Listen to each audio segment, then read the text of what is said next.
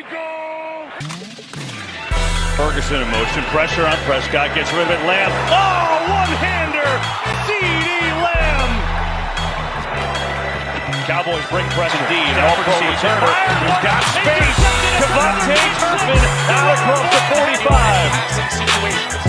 Like this one, Stafford is sacked. There it is, that pass rush, and it's Micah Parsons.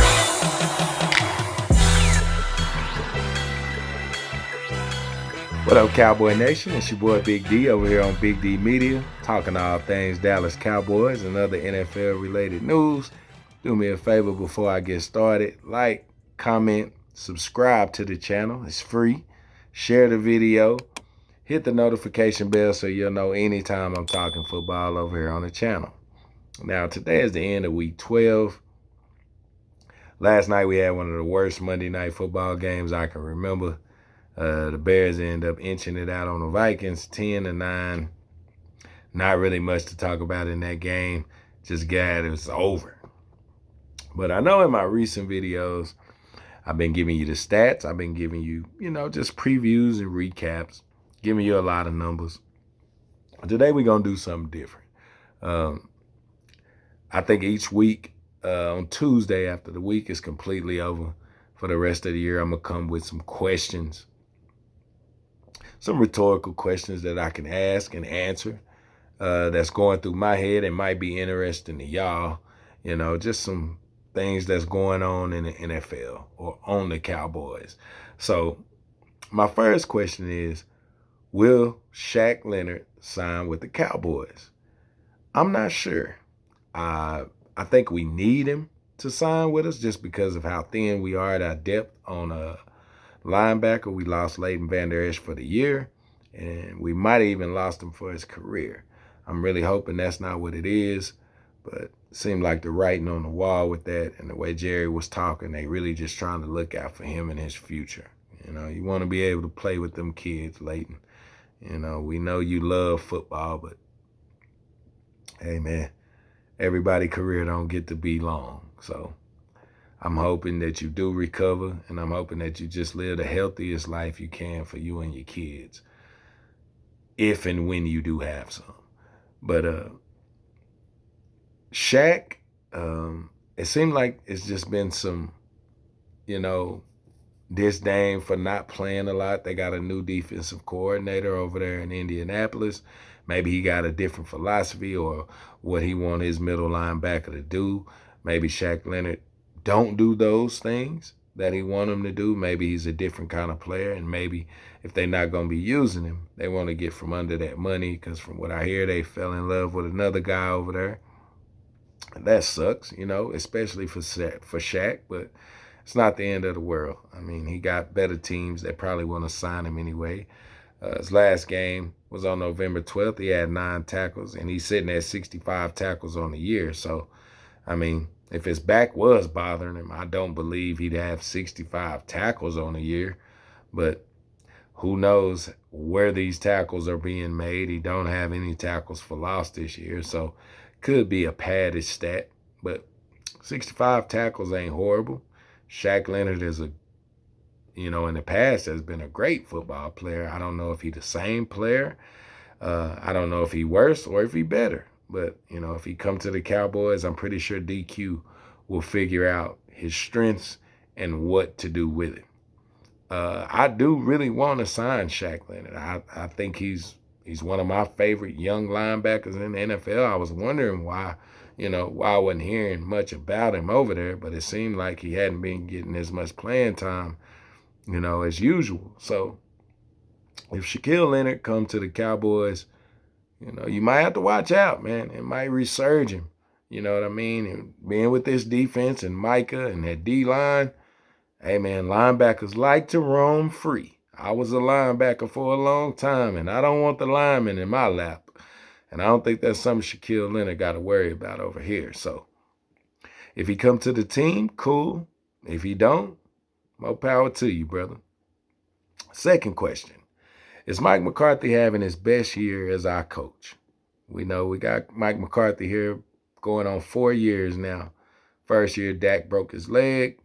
Couldn't really show, what he was working on when he was his tenure out. I think he was out for about a year or two, the Green Bay after the Green Bay Packers fired him.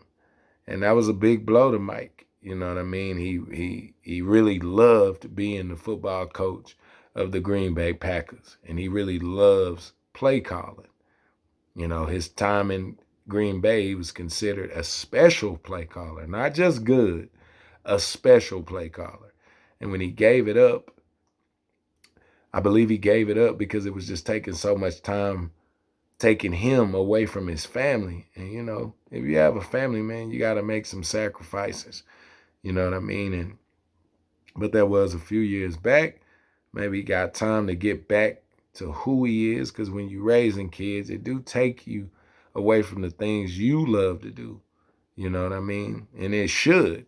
You have children, and you should make sure they're doing the things they need and love to do. So I'm thinking Mike really want to get back to his element and calling plays and controlling how his football team manages the game. It was a lot of times last year he came into the press conferences and expressed his disappointment in how Kellen Moore was calling these football games. Not running when we get up, passing, and giving teams a chance to get back in these games. So I think Mike McCarthy is having a great year as our football coach. And to see this part of him, man, I see why it was so hard to beat Green Bay when we used to play them. I never forget when Dak's rookie year, when we played him in the playoffs, the very first play, Mike McCarthy called a motion that pulled Sean Lee all the way out to the edge of the field, and there was nobody in the middle of the field. I was like, man, we in for a long day. And before I knew it, it was 28-3. So Mike McCarthy is a special play caller. He is a good football coach, and I'm glad he our coach. And I do think he having his best year so far as the Dallas Cowboys coach. But we'll see. Still 6 games left. Still a lot for us to prove to ourselves. So let's get out there and do it, Mike, and keep it rolling, man. You've been doing an amazing job with our quarterback and our offense and our football team as a whole, because I like the fact that we coming out against every team that shouldn't be on the field with us, and we showing them they shouldn't be on the field with us. I know y'all want to bring up the Arizona game. We had just lost Trayvon, was missing people on defense, other people on defense, and we was missing 3 offensive linemen. So I don't want to hear nothing about it. You know what I'm saying? Everybody didn't drop one, and I don't hear Philly taking no flack for losing to the Jets. They seem to forgiving them. It's about time y'all forgive us. Third question of the day. Are the Seahawks and the Lions for real? Now, we know we've been listening to the talking heads, and with these 2 teams on our schedule, they like, we can't wait till Dallas get to the Seahawks and the Lions. Now, I never heard the Seahawks and the Lions got to face us. The Seahawks and the Lions got to come see us, partner. We ain't got to go to see the 12th man. We ain't got to go to Detroit. They got to come to Arlington Stadium, AT&T. And I don't think they're going to get it done. Seahawks just lost to the 49ers, 31-13. The Lions just lost to the Bears. Lions lost to the Packers on Thanksgiving. Now, that is a division game, so I can give the Lions, both of them division games, but I can give the Lions a little more leeway because it actually was a game. 31-13 in your house, I can't excuse that because y'all wouldn't excuse it from us.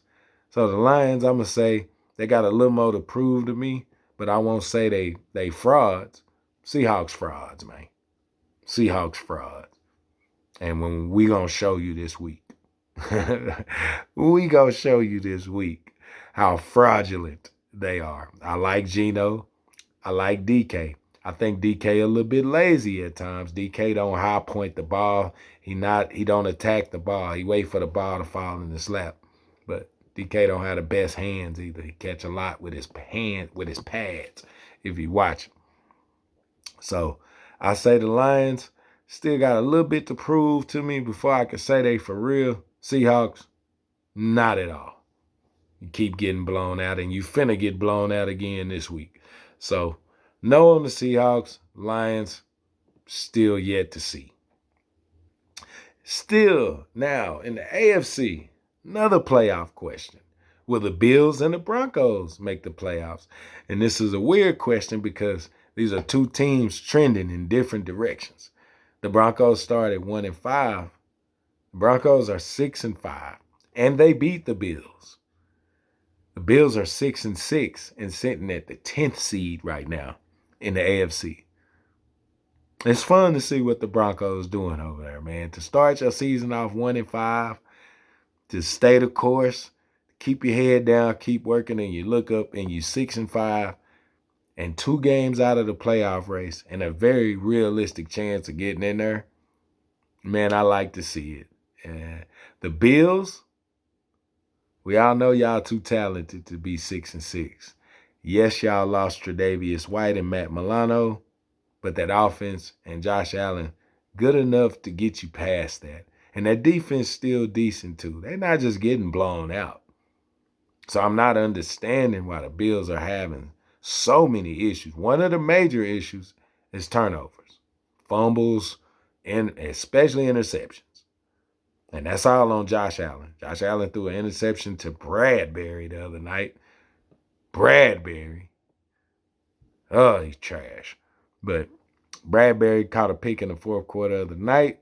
It ended up being one of the changing points in the game and one of the reasons the game even went to overtime.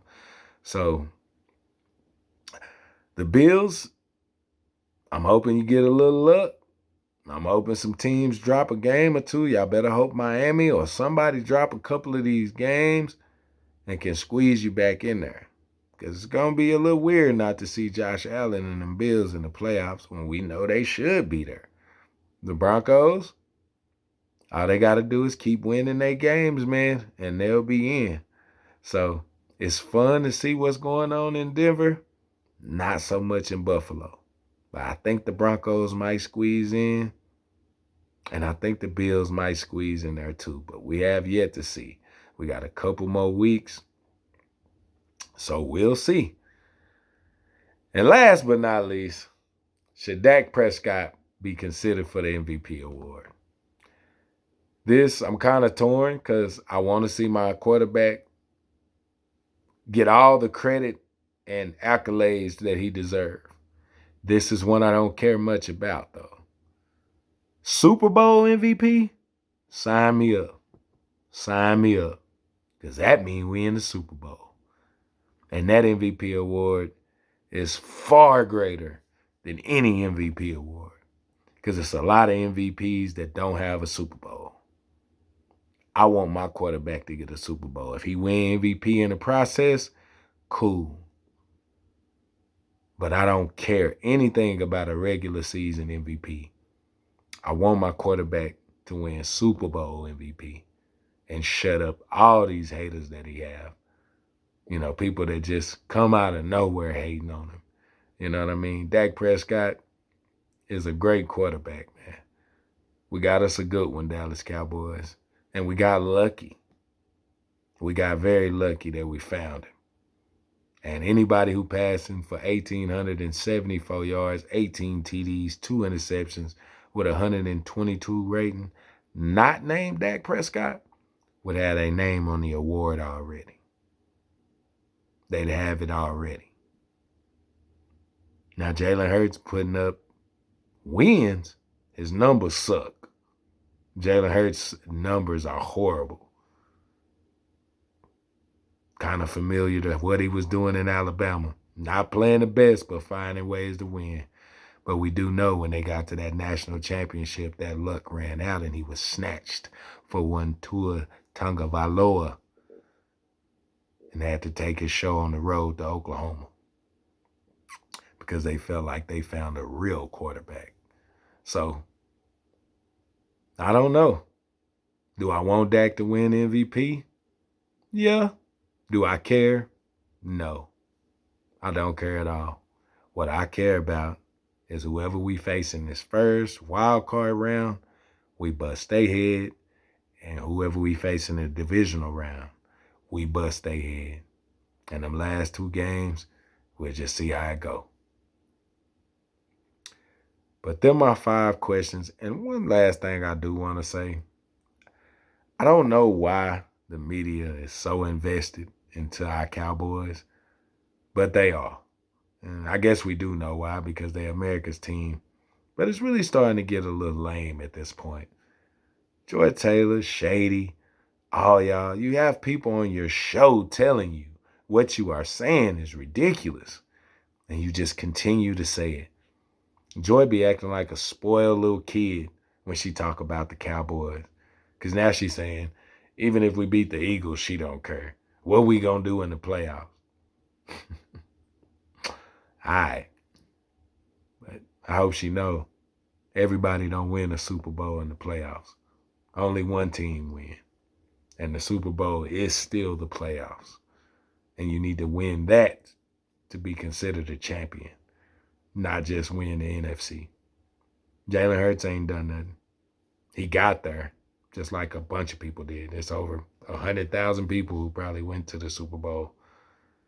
And he left with essentially what most of them did, except the 53 that won. So I really don't care much about what the media say. I don't watch they shows. It's just getting a little old. You know what I mean? And they contradict themselves all the time. You know, Micah, after we lost to Philadelphia, Micah said he thought we even had more confidence, even though we lost. Media, especially on Speak, Shady and all them, they laughed at him. But the other night when Josh Allen lose, Shady had the nerve to get on TV yesterday and say the Bills should have more confidence because they went into Philadelphia with the big bad Eagles and went toe-to-toe. Sound like a quarterback I know that play for the Dallas Cowboys. But anyway, man, that's my 5 questions of the week. We'll be here Thursday with a preview of our game versus the Seahawks. And we'll preview some games on Sunday going into week 13.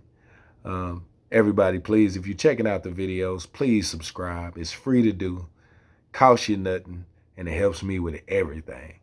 We really want the channel to grow over here. Eventually, I do want to go into having my own podcast and discussing these things with y'all every morning, live. But I need your help first. I need you to subscribe, and I need you to share these videos so we can get the content out there and beat this algorithm. But I'm Bigg D here at Bigg D Media. I appreciate you for watching. I hope you have a beautiful Tuesday. And as always, go Cowboys.